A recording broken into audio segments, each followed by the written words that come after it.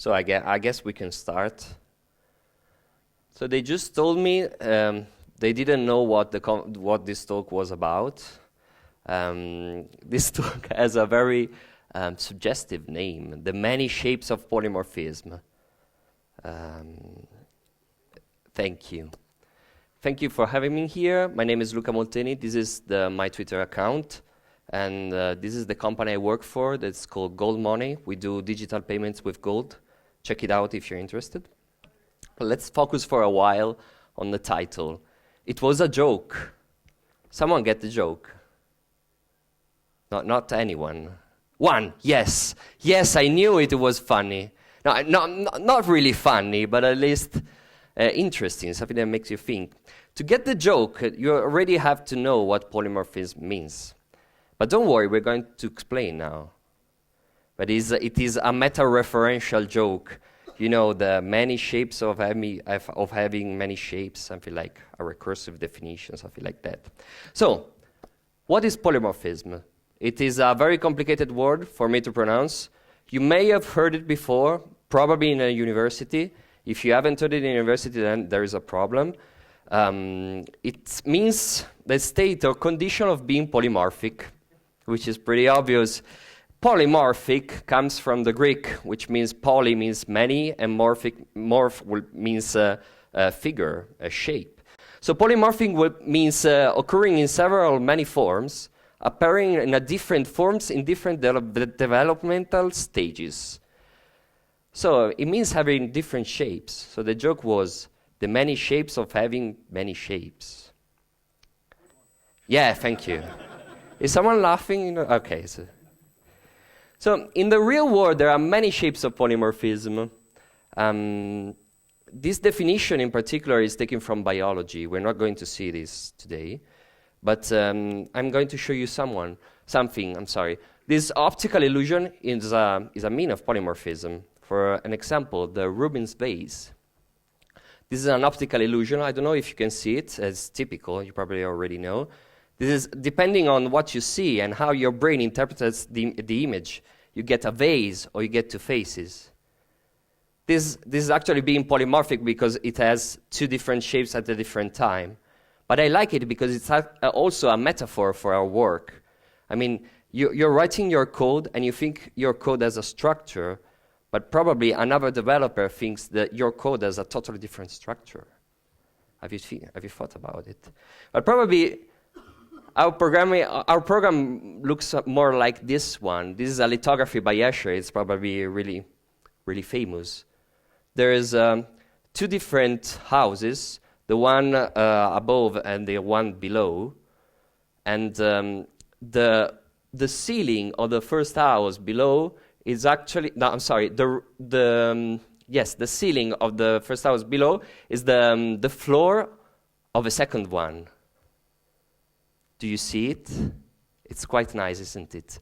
So also this one is a metaphor for our programs, because the first programmer came and started building a house from the floor. So it creates some abstraction, and it came to one point. Then another developer came and thought that the ceiling was actually the floor and created a whole new abstraction on top of it.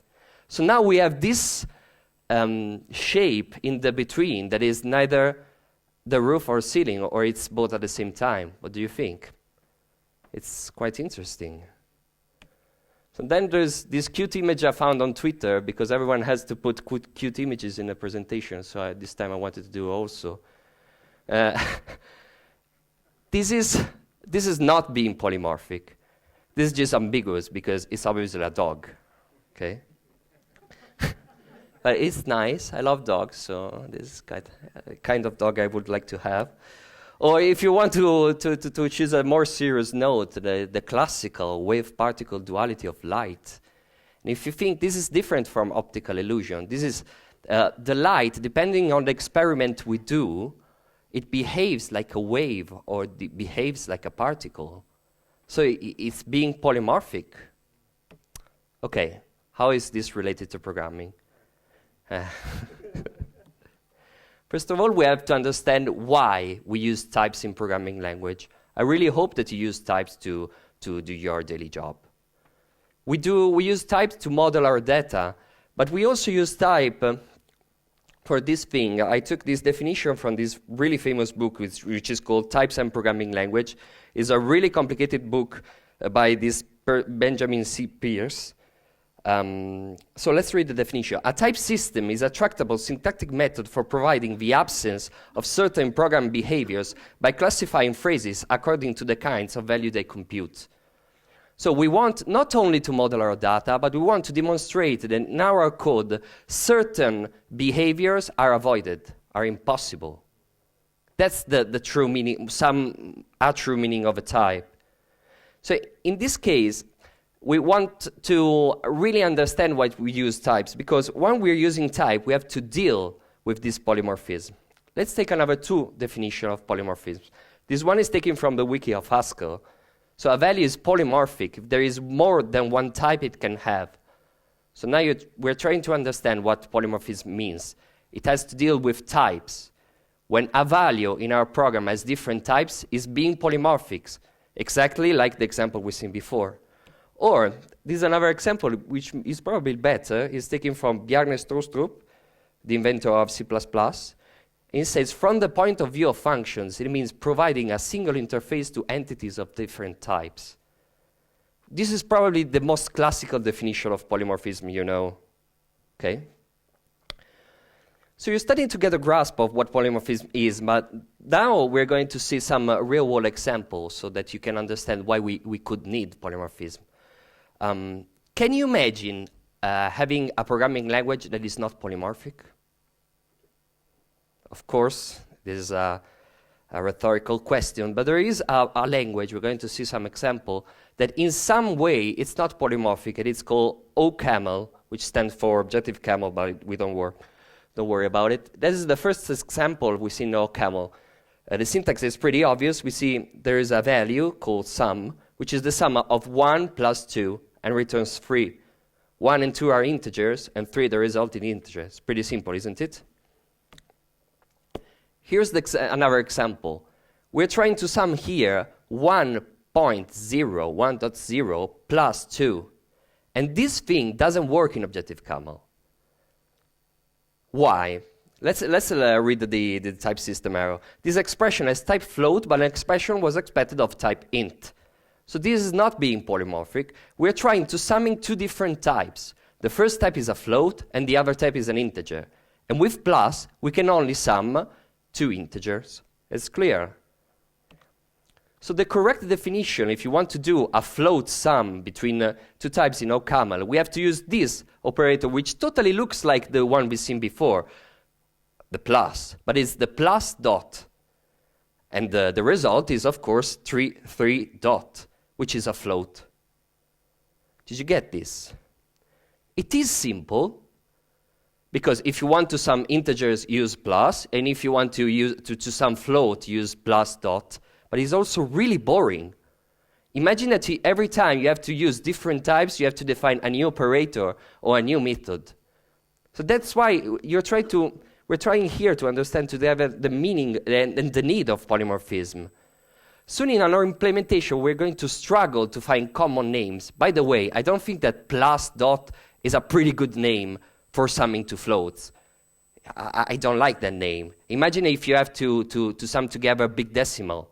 What you're going to write, something like plus dot dot, something like that. It's just crazy if you think about it. We need something that being polymorphic. We need to have an operator that works regardless of a type of a number we have, and it can have hopefully the same semantic or more or less. By the way, that is obviously different from the Java, C# and C++ thing, where plus you can sum whatever you want. You can sum integer. It's pretty obvious, but I have to say it. Also, there are new discoveries in type system, but so many times these discoveries are written in papers, and they're not appreciated by the community, the programming community, not that much. Because papers are really hard to read, and they are sometimes full of strange symbols. And sometimes we would like to see new things. The computer programming community is like stuck in object-oriented, has been stuck in object-oriented programming for like 20 years. But there are new paradigms, I don't know how to pronounce this. Why? The reason why we're stuck is that we are practical. We want to get our jobs done. But in very same time, we don't search for the paper, for the original paper of the object-oriented programming, as we take as an example. We study object-oriented programming as it is the best thing in the world. But no one really reads the original paper from the 80s and the 70s and 90s to see, okay, why was the purpose of object-oriented programming? What was the purpose, for subtyping, for example? But that's good. That's good for us, because we get our job done with our system, our tool. So that's good. But there are many other things, and I'm going to show you today. So this is my hypothesis. The way the polymorphism is used defines the shape of our code. So we spend so many time deciding if we want to put a comma before or after the list, or if we want to make a space between the curly braces, or something like that, some petty question. But I never heard someone say something like, which type of polymorphism does your language support? Have you ever heard something similar? Or maybe this question is really famous. In every forum, in every time you see something like people arguing and fighting and insulting each other, saying, no, you should use a dynamic language, you should use a static language. But never I heard about people fighting over a type of polymorphism. And today I'm here to fight on the type of So why not? Yes, you can argue on anything. So imagine you can discuss over everything.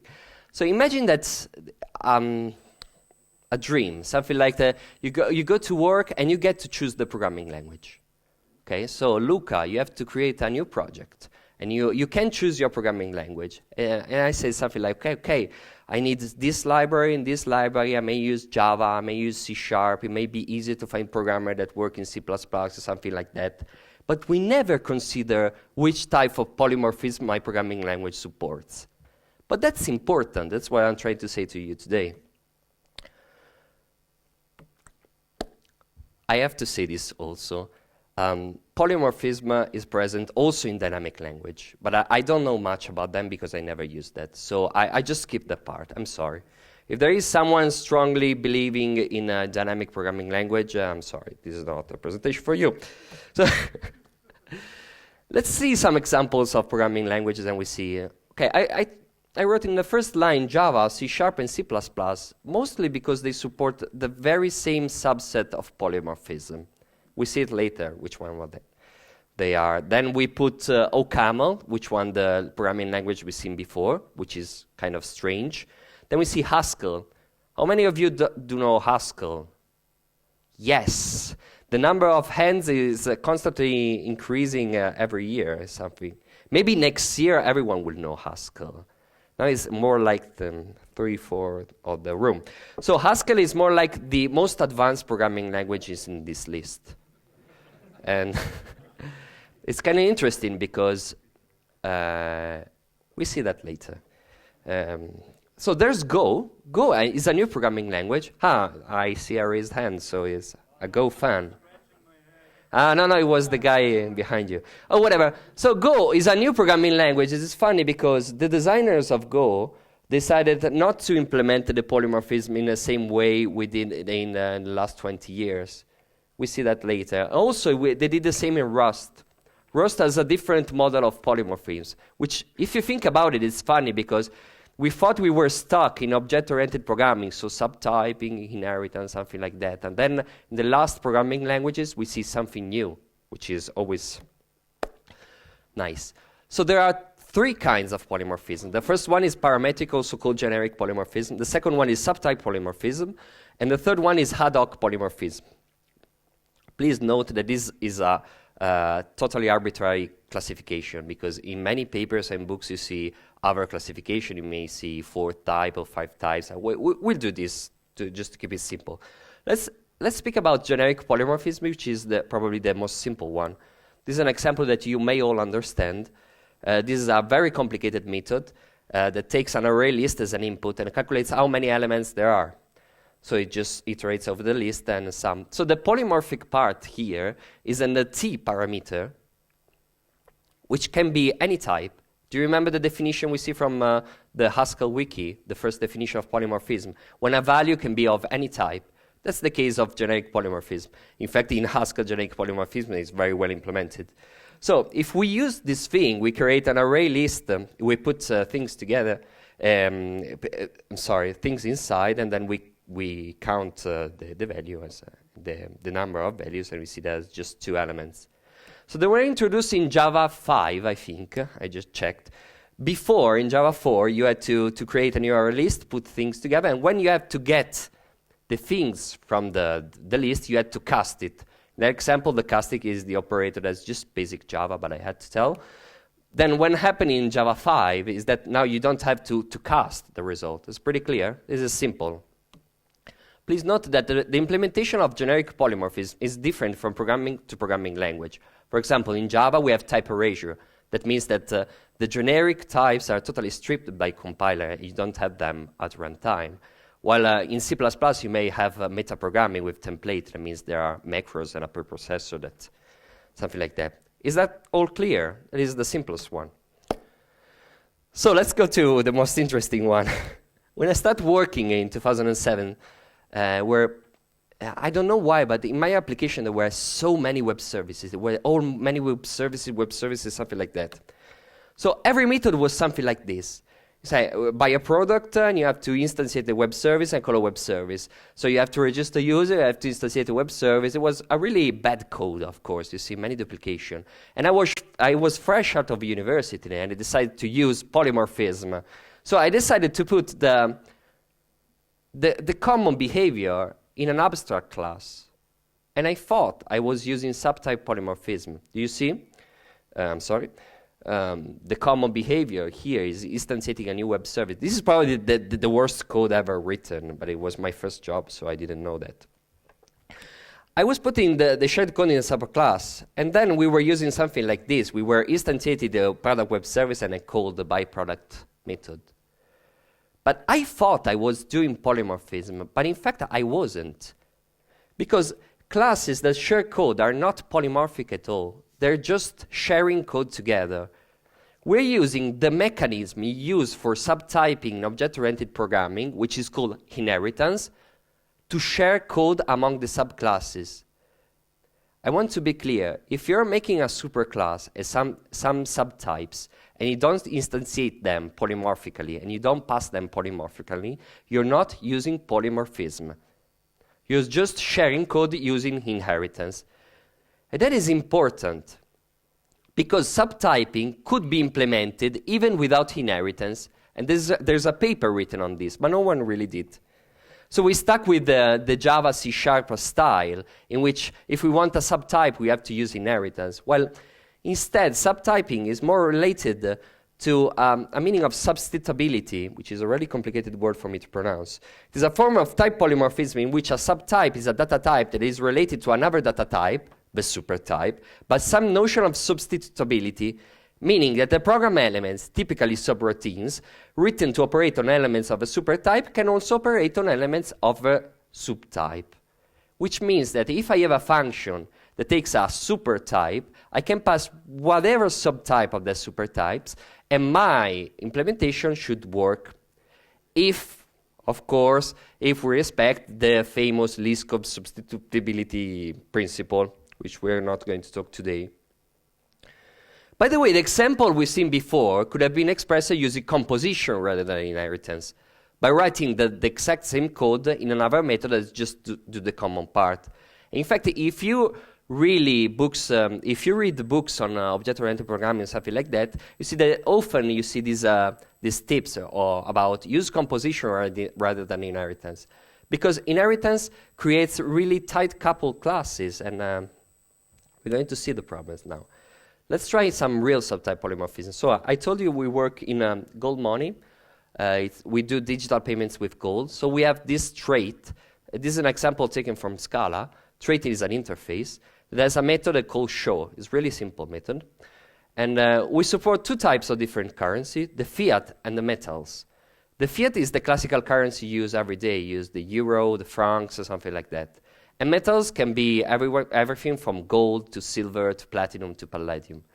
And in our topology here, it's not, of course, production code, but it's just an example. The fiat and the metal extends the money. And in this case, implements our logic in a pretty different way. If we're trying to print, to show our fiat, we just print the amount, which is a big decimal, and the currency together. If you want to show a metal, since different metals can be counted in different weight value, I mean grams or ounces, we want to convert everything to grams before printing it. Is that clear? This is pattern matching. Is the syntax Scala clear? The Scala syntax clear? I really hope so. So this imagine like a switch statement. If the case is gram, let's print it as grams. If it's ounces, let's convert it to ounces by multiplying for 28 and then print it. So now we're going to see some polymorphic usage. We have this function that takes a money, which is the supertype, and that just print whatever money is being bought. So you have bought. So in the first case, I'm passing 2 francs. You have bought 2 francs, and I'm passing 10 gold. And I say, you have bought 10 gold grams. Is this clear? So now we want to add some new behavior to my class. In this case, we want to add a new method that is called serialized, that returns an array of bytes, because I want to save this kind of money. So this serialized method is simple, similar to the example we've seen before. It's really complicated in my case to serialize things because I have to instantiate a new serializer. I have to call dispose on a serializer. Imagine a really complicated piece of code here. You see, there is shared code among the two subclasses, but the usage is polymorphic as we've seen before. Then we have a save method that takes a money, and they call just the money serialize. But the problem is, where do we put the shared code?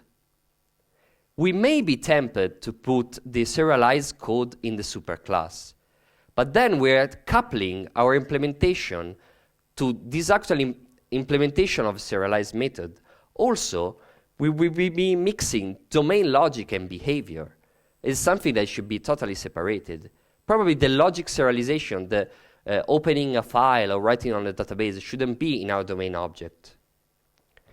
We see our design evolving yet again. If we try to add another implementation, another method to my money class, of course, I should be allowed to some fiats and metals together, right?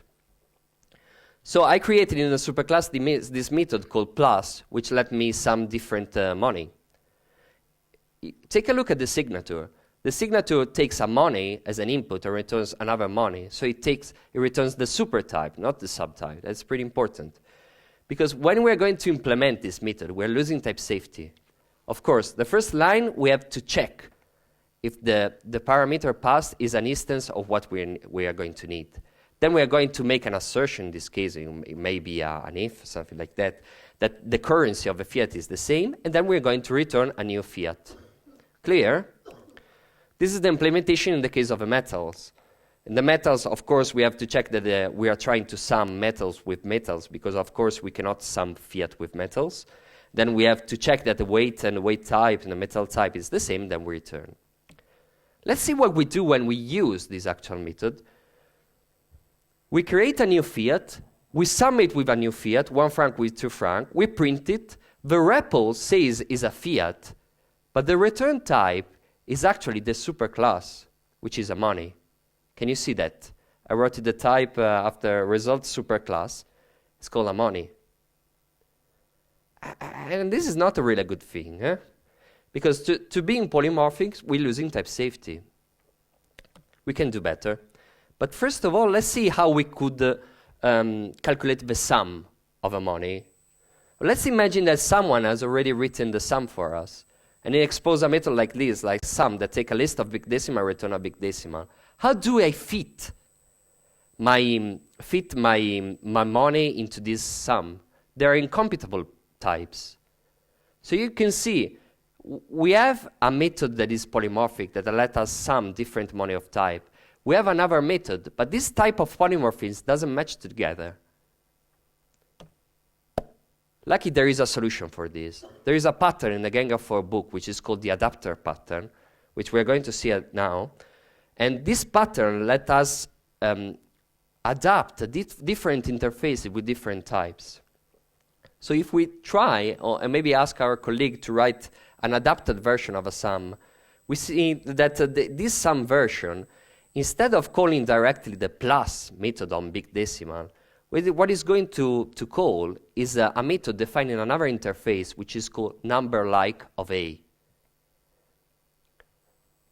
That means that we are not calling our types directly. We're calling an interface. We're calling a trait. We're calling a trait. So now we can create an adapter between the two versions, between the sum method and the harmony type that uses the plus we implemented before. Do you remember? So this adapter money is something like number like money, extend number like money. It has a method get. Do you see the point? No, of course not. It has a method get that lets us return the value. And then the plus, just call the plus method we've used before. So now we're going to use this money, and when we create a list of fiats as we did before, and then we can call the sum adapted method by creating in our list of fiats, calling map on the list of fiat, a number like money. So we have a list of fiat, we are transforming it in an adapted version, and the adapted version is polymorphic. We can pass the adapted versions to the sum, and we're going to return the sum. So now we solved our problem. We have 50 francs. Did you get it? It's pretty cool, because we can use external libraries with my custom data type. But we can do more, because we want a more type-safe solution. And what I'm proposing to you is, instead of creating an adapter for money, we're going to create an adapter for fiat, and we're going to create an adapter for metals. And instead of calling the plus method polymorphically, we're going to call the monomorphic version. Can I say monomorphic? I'm not sure. Whatever, it's recorded. So we're copying, we are replacing, we're taking our implementation of fiat and putting in an adapter. And you see, this implementation is easier because since I know that the argument passing is already a fiat, I don't have to check. Do you remember that before we had the first line, which was a cast that has to check if the argument passed was of the correct subtype? Here we removed that. Also, see that the return type is an adapter version of fiat. So when we call this method now, we have to do the very same thing. We have to take the fiat, map it to an adapted version of fiat, and then we call the sum, but instead what we are getting is a result which is a fiat. You see, result type safe. What do you think? It's pretty cool. It's easier because the implementation is easier. It's more type safe because we get the type safe. Of course, we can do the same for the metal.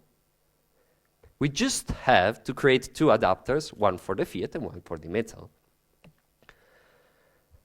As I said before, we can move the implementation out of fiat, but we could do even more. We can do the same thing for the very first method we take in the first slide, which is the show method. And instead of putting the show method in my subclass, we can create an adapter for show, which is different in the case of fiat and in the case of metal. And we could do that also for serialize. This is the result type. As you can see, these are anemic types, are really easy. They don't have any behavior inside the type. All the thing we care about is in the adapter version, in the adapter class. So this is a totally different way to program. Have you ever seen such a code? I mean, you can do also that in Java, but imagine if you have a colleague that every time that has to create an implementation creates an adapter. I mean, you would think it's crazy. But that's an interesting thing. I mean, have we really tried to compare this adapter style versus the subtype style? I mean, the adapter is more type safe. We've seen that. The adapter lets us reuse external libraries. Different concerns are split in different parts. That means we can split the serialization in the serialization file. We don't have to put the serialization inside the Java class. But there is boilerplate. Every time I have to add a new implementation, I have to create a new adapter. But I also have to lift adapter by hand. I have my type, I have to create an adapter of types, and then passing the adapter of type polymorphically to another method. Also, the adapter pattern breaks this encapsulation thing. This is not really a problem, because the money type is, of course, immutable, but it breaks it. So here's the deal. What if there is a programming language? Yes. What if there is a programming language? This is the common way of doing polymorphism. Or another programming language where this is not the most common way of doing this polymorphism, but it's a typical idiom that you see in many libraries. You already know the answers. Type classes. That's the solution. So this is a definition taken also from the wiki of Haskell. It's called type class is a structured way to control ad-hoc polymorphism or overloading. What do you think? Have I shocked you? I should have. So this is an example of type class written in Haskell. They reuse the terminology from object-oriented programming. They're actually meaning different things. Class is the type class. So that's not the typical class of Java or Java code. While instance doesn't mean an object, but means an instance of a type class is equivalent to an adapter. And as you can see in Haskell, creating adapter, I'm sorry to say something like that, creating instance of a type class doesn't take much code. And I must say, this is the only way, I repeat, to doing polymorphism in Haskell. Haskell doesn't support subtype polymorphism. And guess what? You can write any program you want, even in Haskell. It's pretty incredible, if you think about it. It's totally different. So the other programming language in where type classes are present, but they're not written in the language they're using libraries, is Scala. But to understand the type classes in Scala, you have to understand many internal things of the language, and it's really complicated, and it's really out of the scope of this talk. So, type classes is a synonym, is a way to achieve this ad-hoc polymorphism, which I may think is probably superior to subtype polymorphism, not because it's more powerful, it's actually less powerful. It is called ad-hoc because it allows polymorphic value to exhibit different behaviors when viewed at different types. It chooses an appropriate implementation for each application of a function based on the type of the arguments. In fact, we already used ad-hoc polymorphism many times in our Java code. This example is pretty common, overloading. Overloading is a type of ad-hoc polymorphism, and in Java, it's really simple. You can use only for simple thing. In this example, we have these two sum methods. One take the integers, and the other take the doubles. So we can reuse the name of a method. That's where the ad-hoc polymorphism ends. But we've seen before that the ad-hoc polymorphism is far more powerful than this overloading thing. The overloading thing is, may I say, useless? I mean, yes, because if you think about it, it's just a convenience thing to recycle some method name. But it's not really as powerful as may get. Here's another example, is equal, but it's the same to see. So is it everything better in type classes and ad-hoc polymorphism? No, because there is only one thing that the type class cannot do. Type class cannot provide new types at runtime. Do you remember the definition we've seen before? The notion of substitutability, a really complicated word. It means that at runtime, I can provide a subtype of my superclass, and my code will still work if we respect the concept of this code substitutability principle. This is a thing that you cannot do. With type class, when you add a new type, you have to recompile the whole thing. But I don't think that only for this thing we should use subtype polymorphism. I think the problem is what I've told you before, that we accepted subtype polymorphism as a normal things to do for 20 years, because we never really inspected the pro and the cons of each implementation. What do you think? Also, you tell me later what you think. Also, when we try to mix different types, you see in the example before, I told you it was Ad-Hoc polymorphism, I told you it was subtype polymorphism, but there was actually generic polymorphism. Mixing different type of polymorphism is complicated, and sometimes it doesn't even work. When we mix subtype polymorphism with generic polymorphism, bad things happen. I won't tell you, if you're interested, you should check about it. Have you ever heard of people saying variance problem or covariance problem? That's when you're trying to mix subtype polymorphism and generic polymorphism, which are two different ways to do polymorphism. They cannot fit together. Well, instead, generic polymorphism works perfectly with Ad-Hoc polymorphism.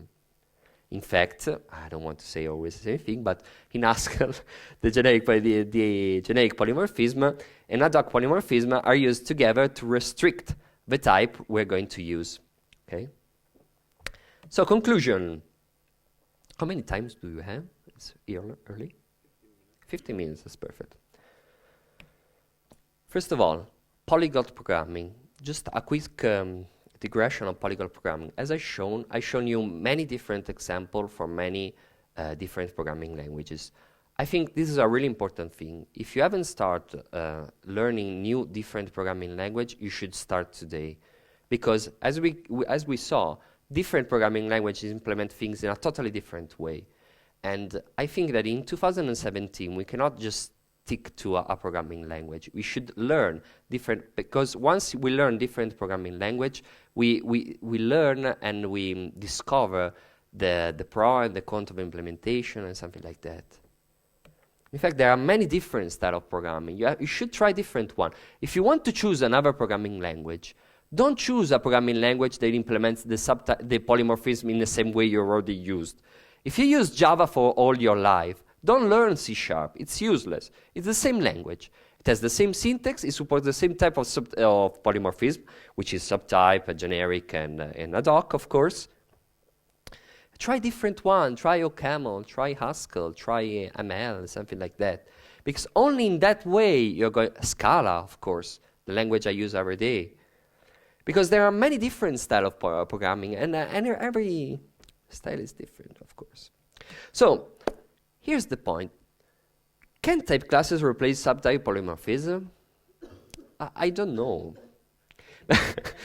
I'm sorry, I have to tell you, I don't know. I probably don't have the knowledge to demonstrate mathematically, to prove that you can express every possible program with type classes instead of using subtype polymorphism. But I think that it may be, if we exclude for a second the needing of providing new type at runtime. I mean, maybe it's not a matter of expressing the same program in a way or another way, because one is another, or maybe the problem is there an example that is better written with subtype polymorphism rather than with type classes?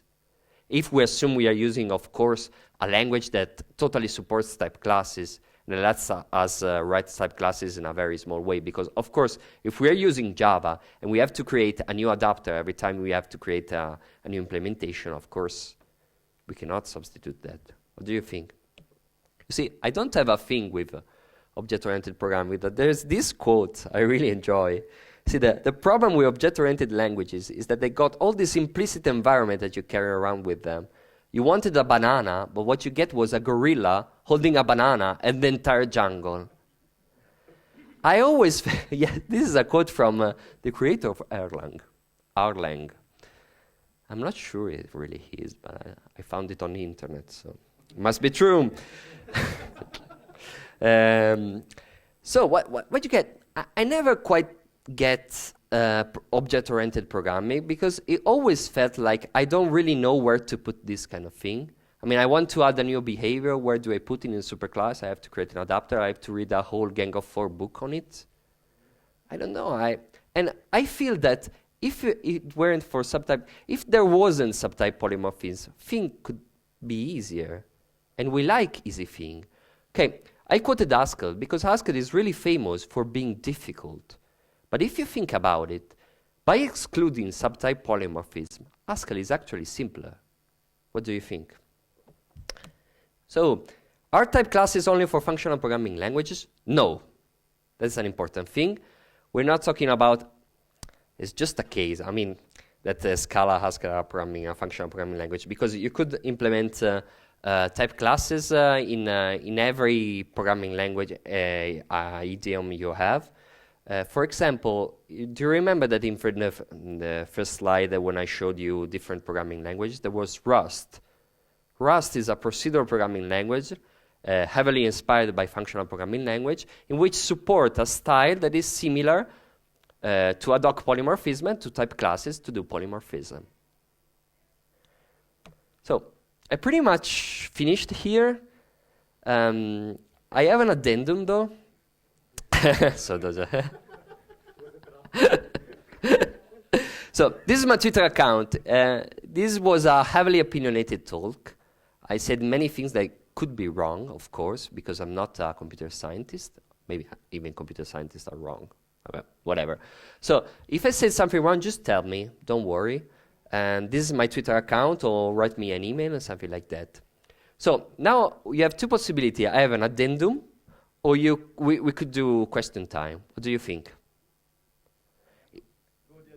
Addendum. Is there someone who has a really good question that wants to ask? Really opinionated. You are right. I'm sorry? You are right. You are right. Yes, I'm right. I'm sorry? There is a question you want to take? Yes, of course. Thank you. Just wait for the microphone, please.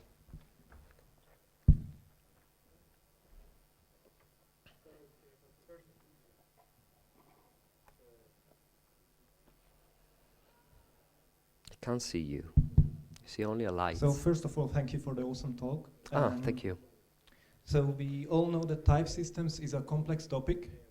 Do you think that if it would be part of the generic toolbox of every software engineer, it would be a better thing in practice, or it's just too complicated to put it into a normal curriculum? Just to be clear, are you asking me if every programmer should use a type system? No. Or you're asking me if everyone should understand these kind of things? The second one. Okay. Because it's really, really complex, so you barely touch the surface, I have the feeling. Do you really think this is complex? I mean, if you look into it and also put into lambda calculus and everything, then it will get quite complex. Yes. Pretty quickly. I may agree. This morning at the keynote thank you for the question. This morning at the keynote I was shocked because Martin Thompson showed us the toolbox every engineer should have. And he talked about polymorphism also, and I feel quite, because I had a presentation of polymorphism at the evening. I think, yes, this should be in every toolbox of every programmer who wants to use type system. You shouldn't really use type system without understanding how polymorphism works, because in the end, you're going to use polymorphism, of course. We're not going to use programming language with like OCaml, which has a different method on every types we are going to pass. In the end, you're going to use polymorphism, and you have to understand what's happening, and you have to understand which case use in which other case. So yes, this should be part of every toolbox. I don't find it complicated, but it may be because of my experience. Every developer is on experience, of course. I come from a functional programming language where this kind of thing is kind of the normal thing. So I may see why someone may be scared about only hearing the word polymorphism or Ad-Hoc polymorphism. But it doesn't mean that you shouldn't be scared, of course. That's pretty...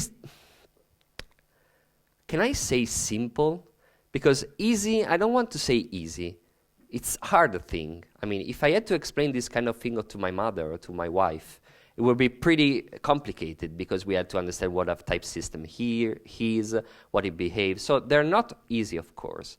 But there is not much thing. You probably know already more complicated things. Thank you. Is there another question? 1, 2, 3, 4, 5. Time out. So let's see the addendum. We have 5 minutes. Scala is a bridge from the OOP to the FP word, okay? In the very words of the creator, Martin Odesky, he wanted to create a bridge, a language that you can use functional language paradigms and object-oriented paradigms. So as you can imagine, Scala, you can do subtype polymorphism and Ad-Hoc polymorphism. And now we are in this strange situation where some libraries use the first, while some other libraries use the second. And in some code, you see people using type classes for everything, and in some code, you see mixing type classes with different things. I personally, but I'm no one, of course, I personally don't think this is a good solution. Because we see in the Scala community also, in which I speak a lot, that this question comes often. I mean, should I use type classes or not? And then this is even worse because Scala has something like type class. Do you remember the number like example? That there is in the standard library. So the standard library suggests to you that you should use type classes. But instead, some other things are implemented using subtype polymorphism. Also, this is a big problem with type inference. Type inference is the way the compiler lets us discover the types without you telling him.